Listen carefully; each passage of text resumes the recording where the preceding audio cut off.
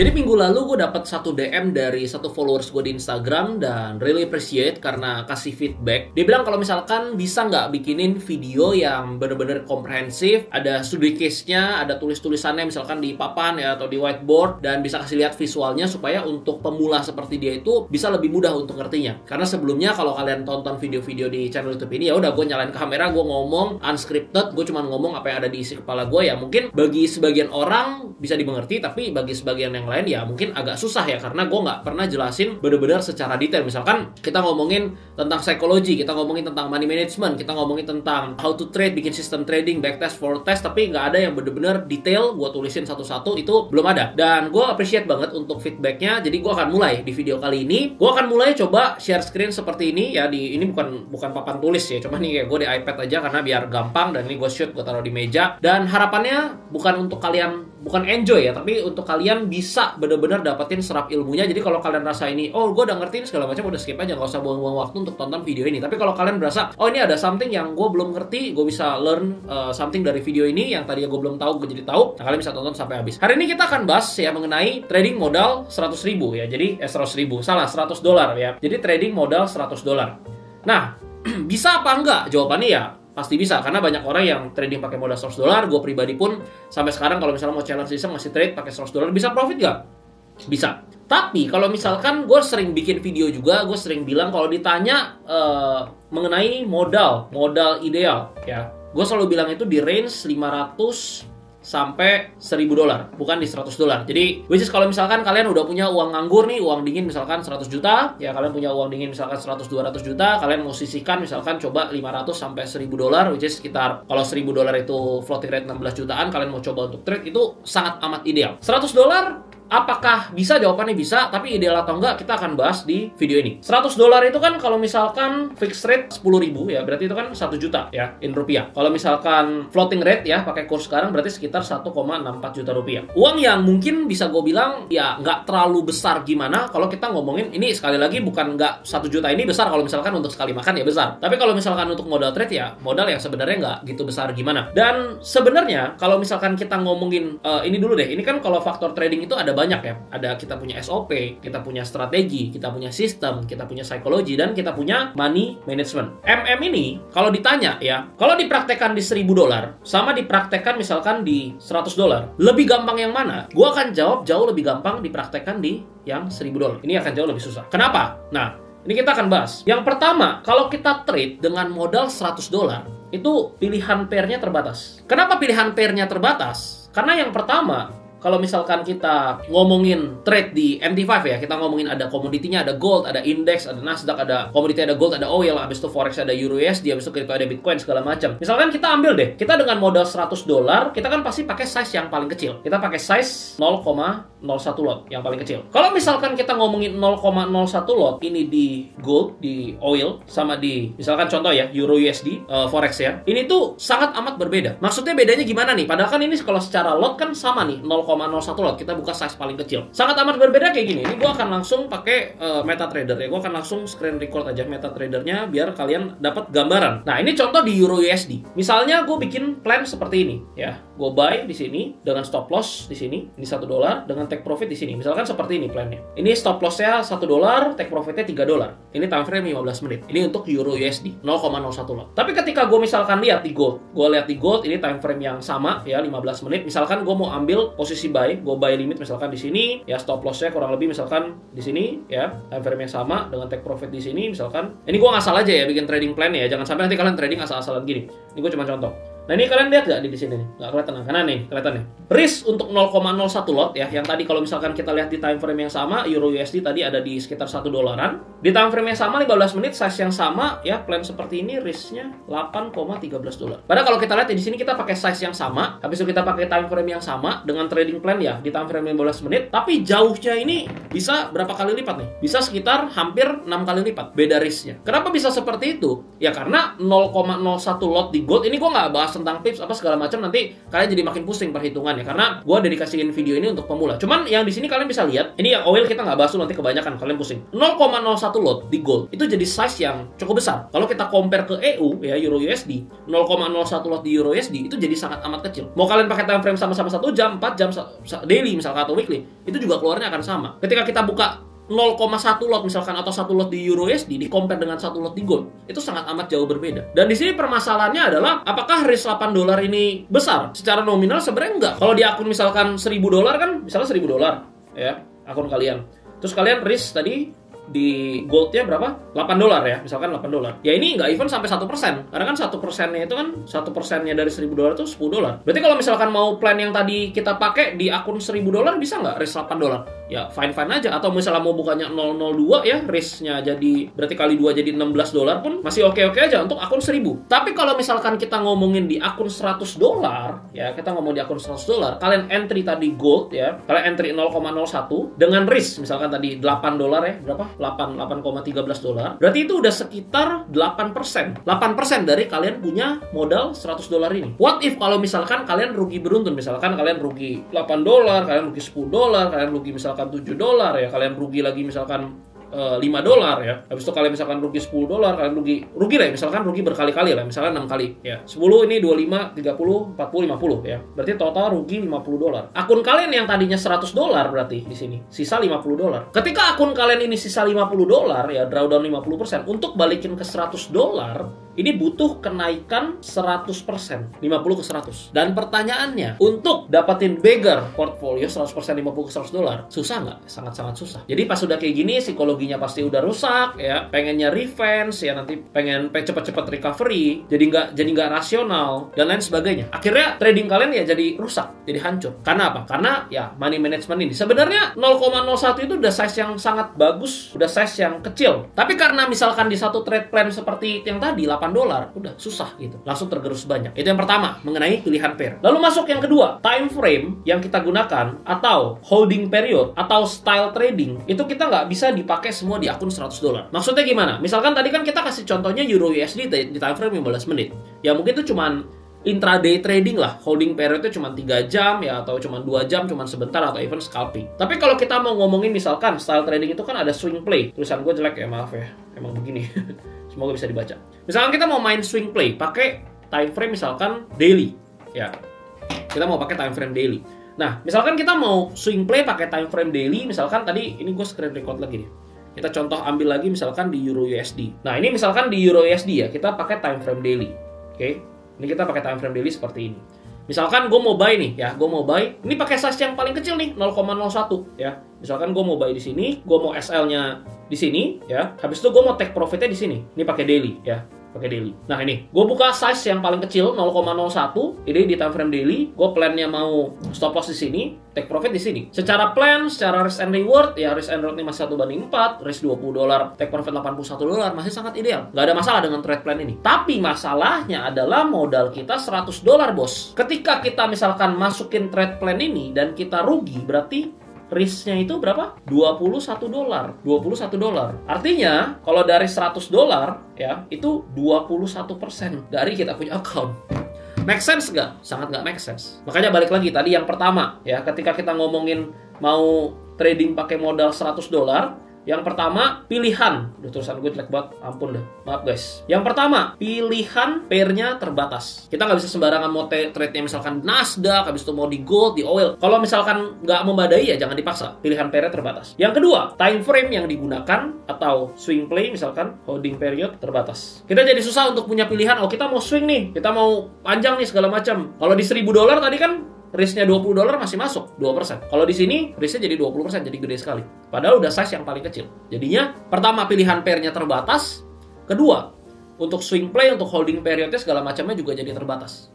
Dua itu yang membedakan. Jadi kalau kalian tanya kenapa banyak orang yang start pakai 100 dolar ujung-ujungnya MC atau margin call nih, untuk yang belum tahu. Jadi kalau yang belum tahu, margin call itu adalah kita punya account ya, kita punya account liquidate. Jadi misalkan kita punya 100 dolar ini habis semua ya. Karena kan kita tradingnya pakai leverage ya, habis itu 100 dolar kita misalkan kita floating loss sampai 100 dolar ya udah, berarti akun kita mati gitu. Liquidate, margin call. Kenapa kalian tanya misalkan 100 dolar itu gampang sekali margin call? Jawabannya ya karena dua faktor ini ya.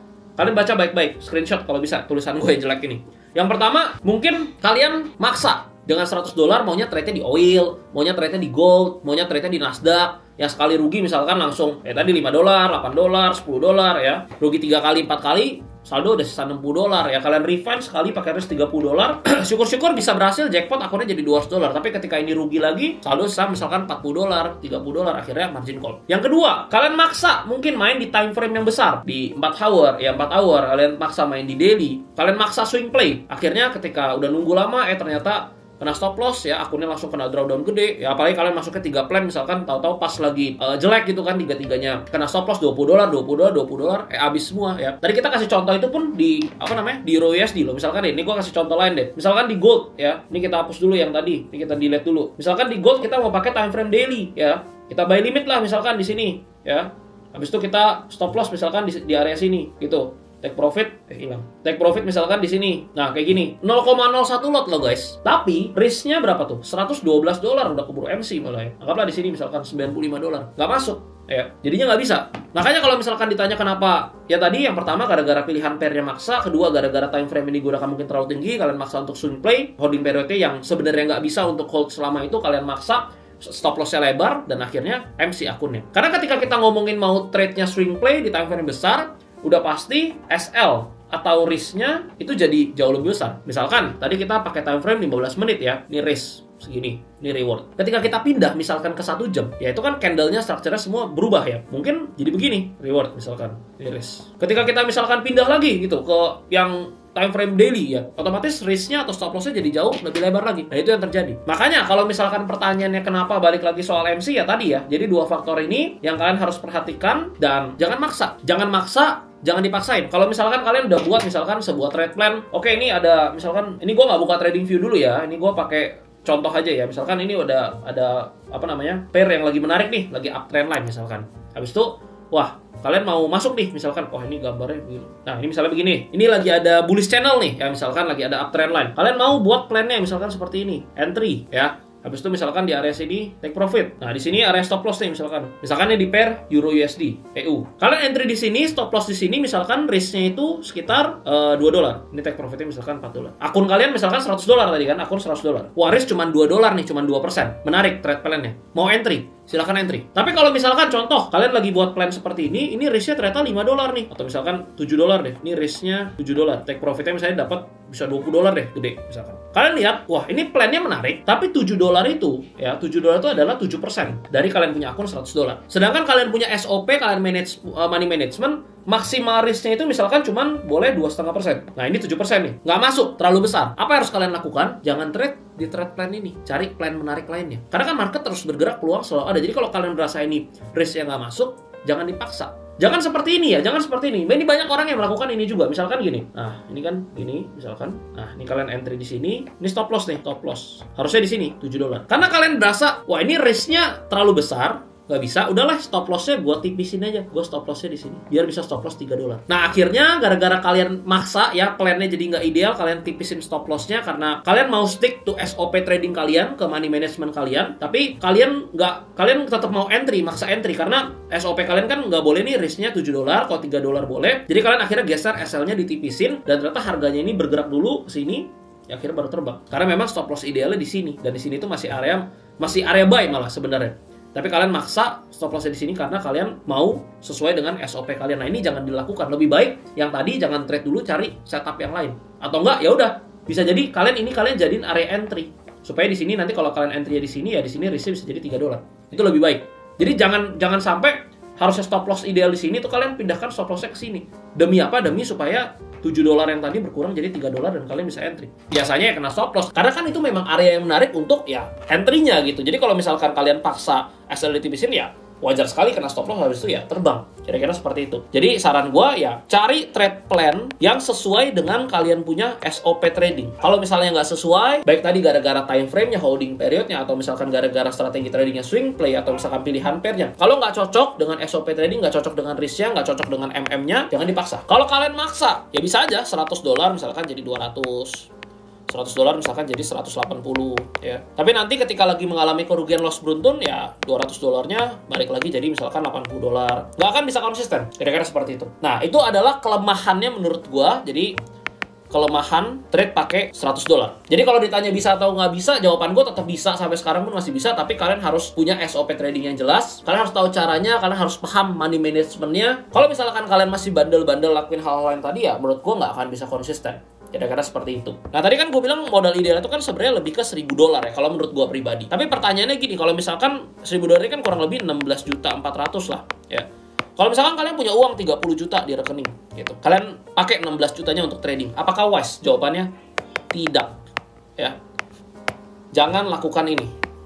Kalau kalian cuma punya 30 juta misalkan di rekening, habis itu kalian mau trade, terus kalian maksa, oh modal ideal nih kata Bang Dennis 16 juta $1.000 gitu. Masukin setengahnya. Kalian nggak akan bisa bertahan, karena kalau kalian uangnya 30 juta kalian trade pakai setengahnya, atau ini even lebih dari setengah uang kalian pasti akan deg-degan, kalian berasa di uang yang sangat besar, kalian nggak akan bisa objektif. Maksud gue adalah ketika kalian misalkan punya uang dingin 100 juta sampai 200 juta. Misalkan gue emang siapin uang di rekening misalkan 1M gitu ya untuk trade. Ya udah gue sekali top up misalkan di akun gue misalkan modalnya 30 juta 50 juta nggak masalah. Tapi dulu misalkan pas modal trading gue itu misalkan masih 100-200 juta ya, gue nggak mungkin sekali top up 50 atau 100 juta. Jadi ini misalkan uang gue di rekening masih 100 juta nih ya, 100-150 juta. Sekali gue trade ya udah gue pakai modal $500 aja sampai $1.000. Nah, pas misalkan modal trade gue, uang gue di rekening uang anggurnya udah makin banyak, pas udah di 300 misalkan sampai 400 juta. Nah, modal trade gue bisa naik gitu. Misalkan di 1,8k US dollar sampai misalkan di 3.000 US dollar kayak gitu. Jadi kalau misalkan modal kalian 30 juta ya jangan langsung dicemplungin 15 jutanya atau $1.000 gitu. Kalau misalkan modal kalian misal 30 juta nih, modal uang dingin ya di rekening, ya udah tetap pakai yang tadi $100 aja. $100 itu kan cuma sekitar 1 jutaan. Nah, ini masih ideal. Cuman ingat, $100 tadi harus kalian manage dengan wise, dengan bijaksana. Jangan maksa trade di pair yang memang nggak bisa atau di trade pen yang memang nggak bisa. Ya, tapi kalau misalkan ada nggak cara lain Bang? Ada sebenarnya ya, yaitu akun SEN. $100 nanti bisa jadi 10.000 ya dengan akun SEN. Cuman gue nggak bahas di sini karena konteksnya beda, nanti jadi bakal kepanjangan. Tapi kalau kalian nanti pengen gue bahas soal akun SEN, kalian boleh komen di bawah. Mungkin nanti di next episode kita bakal bahas studi kasus soal akun SEN dengan detail, dengan tulisan-tulisan seperti ini sampai kalian benar-benar ngerti. Ya kalau kalian mau nanti boleh. Tapi di video ini gue nggak jelasin lebih lanjut karena nanti ya bakal jadi kepanjangan. Kira-kira seperti itu. Nah, ini ada kabar baik juga nih untuk kalian. Kalau misalkan kalian deposit $100 nih ya di Okta dengan promo code misalkan yang ada di deskripsi, kalian bisa cek ada cerita 100, habis itu ada Bitcoin 100, ada ebook 100 ya. Misalkan kalian pakai yang ini deh ya, cerita 100 promo code-nya, atau misalkan Bitcoin 100 ya, boleh juga di Okta ya. Kalian deposit $100 itu akan dapat bonus deposit 100% $100 juga. Jadi nanti equity kalian itu akan jadi $200. Dan nanti $200-nya ini bisa di WD kalau misalkan udah qualified. Jadi qualified misalkan trading sekian lot itu nanti bisa di withdraw. Ya, tapi nggak bisa kalian deposit habis itu langsung withdraw, nggak bisa. Itu kalau gitu tunggu to be true ya. Gue deposit aja langsung dapat bonus deposit langsung withdraw ya nggak bisa. Ya mesti tunggu qualified. Nah, kalau kalian misalkan mau baru belajar nih, ya baru belajar, stepnya tetap sama, pakai akun demo. Ya. Belajar dulu pakai akun demo. Nah, kalau kalian mau buat akun demonya, kalian bisa buat di Okta. Itu cuma pakai nomor handphone atau email doang, 2 menit beres, nggak perlu KYC ya. Jadi kalau akun demo itu nggak perlu KYC, jadi nggak perlu KTP, cuma pakai nomor handphone atau email doang. Dari apps-nya langsung kalian bisa explore, kalian bisa backtest, kalian bisa foretest ya. Nggak perlu pakai uang beneran. Dan sebagai pemula, menurut gua wajib minimal 3 bulan di akun demo supaya kalian ngerti semua mekanismenya, kalian paham how to trade-nya segala macam, kalian punya data. Oh, ini ternyata masih rugi nih, ada yang salah, kalian evaluasi sampai kalian udah bener-bener bisa nih akun demonya udah profit, ibaratnya profit dengan catatan bukan asal-asal pencet ya, tapi kalian bisa jaga nih dalam 2 bulan nggak MC ya, profit growth-nya bagus, barulah pindah nanti mulai dengan akun $100. Dan dengan akun $100 selalu ingat ya 2 poin yang tadi ya, mengenai pilihan pairnya, dan jangan maksa terhadap trade plan-nya. Kalau misalnya nggak sesuai dengan SOP, ya jangan dilakuin. Kalau untuk money management-nya, ya untuk akun $100, menurut gua risk itu $2 sampai $3 itu masih cukup ideal. Ya, berarti sekitar 2-3%. Kalau lebih dari ini, menurut gue ya jangan entry, cari setup yang lain aja. Ya pasti ada ketemu nanti yang menarik, jangan dipaksa. Tapi nanti kalau misalnya akunnya, misalkan kalian udah trade nih, kalian udah trade 2 tahun, 3 tahun, kalian udah punya modal lebih, kalian pakai $10.000, tentu ini better risk-nya ya 1% aja gitu. Jadi semakin besar equity account-nya, tentu risk-nya akan semakin kecil secara persentase. Ini 2-3% ya karena modalnya $100. Kalau 1% risk $1 ya mungkin agak susah cari trade plan yang seperti itu. Tapi kalau $2, $3 di misalkan di pair yang gue sering trade ya, yaitu di Euro USD, itu masih gampang banget lah, masih sering kita dapetin untuk risk misalkan $2 ya, atau $1 atau $3 tuh di EU masih sering ya untuk time frame 15 menit. Kira-kira seperti itu ya. Jadi harapan gue semoga dengan video yang cara penyampaiannya seperti ini bisa membantu kalian lebih jelas untuk memahami konteks yang gue sampaikan. Dan kalau kalian suka, ini kan pertama kali ya, kalau kalian suka kalian boleh komen di bawah dan juga kalian kasih feedback. Kira-kira apa yang kurang, apa yang perlu gue improve, karena ya harapan gue dengan gue sharing seperti ini, gue bisa share apa yang ada di isi kepala gue, knowledge yang gue punya, dan bisa membantu kalian ya belajar ya secara gratis. Kayak gue nggak mau kalian buang-buang waktu juga belajar hal yang kalian udah tahu. Makanya kalau kalian ada sesuatu yang kalian nggak tahu, ada yang kalian miss, ada yang kalian pengen pelajarin, kalian boleh komen di bawah.